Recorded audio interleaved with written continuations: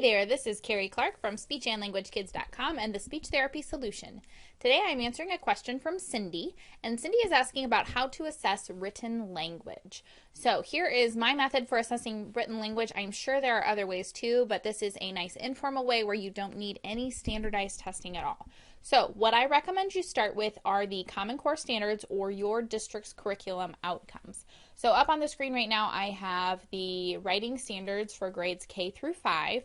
This is from the Common Core standards, and I have a link below that will link you to this Common Core standards so that you can have this in front of you as well.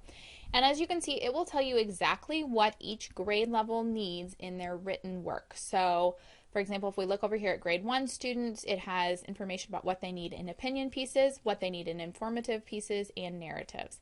And you can just go through here and see exactly what they need and what kinds of information should be included, and it breaks it down for you by grade. So this is a really good measure to have.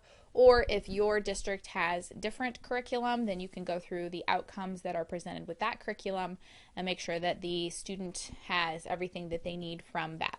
So once you know what your standards are, the next thing you're going to do is ask the teacher what type of writing that child is struggling with. So for example, on here it has opinion pieces, informative pieces, and narrative pieces. So you'll ask the teacher to give you some information about what kinds of writing is giving the child trouble.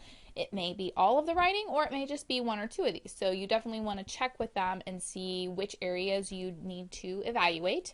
And then you want to get some writing samples from their schoolwork or have them write something for you. So if you can't get a hold of any work from their classroom, go ahead and sit them down and say, okay, I want you to write me a narrative. Tell me about a story, or tell me about an event that happened. You know, give them some sort of prompt that's going to tell them what you're looking for, and then have them write that for you.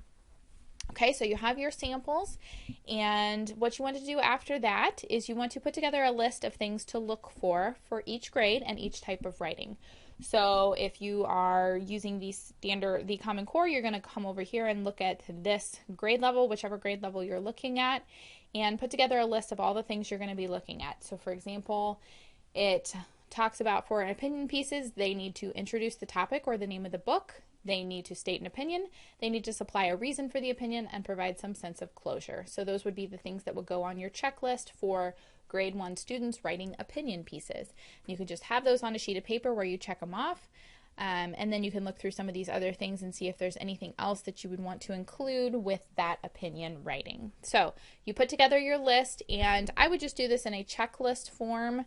You could print this off on the computer with some boxes and then just print a copy each time you have a student working on that. You just go through and check if they have it, and that will give you a good idea of what skills they have, what skills they're still missing, and from there you can write goals based on the skills that they need and make it very based on what they currently have and what the goals are for that grade. So you can do that. You can also create a rubric where you would for your goal, you could have a rubric where the goal may be that the child has to include 4 out of 5 of the following different story elements. And you would list out all the story elements, and then your rubric would be, you know, 1 would be the student included 1 of the elements, 2 would be student included 2 of the elements. Kind of do it that way. Or there are actually pre-made rubrics for the Common Core. I just searched Common Core State Standards writing rubrics, and this was an example of one of those that I pulled up. This is from turnitin.com, which I'm not exactly sure what this is, but they have created these Common Core State Standards writing rubrics and have put them out on the internet, and there are a lot of different documents like this that you can find. So this will give you some very detailed rubrics where you can look through and see you know, what's an exceptional text in terms of making a claim, what's a skilled, proficient, developing, or inadequate. So you can use this for your goal writing or also for your assessment of the different things, the different areas as well. This goes through and gives you areas to look at for each of the different items on the standards, the Common Core State Standards. So you can search through and find some of these. I'm going to link to this one. This is the grades 9 through 10. I'll link through that below the show notes here.